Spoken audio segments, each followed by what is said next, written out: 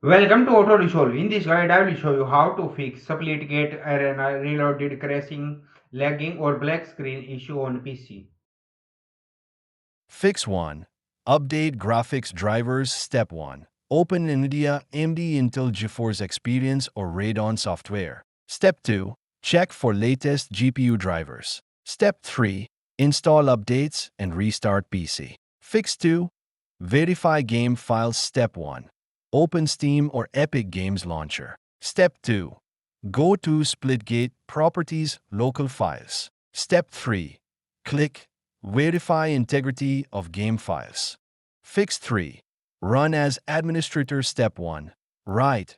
Click SPLITGATE shortcut. Step 2.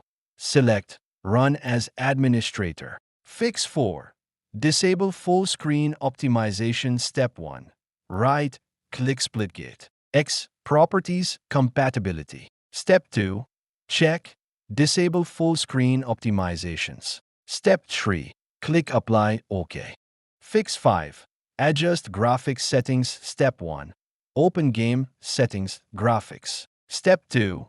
Lower resolution. Turn off sync, and reduce textures. Fix 6. Update Windows. Step 1.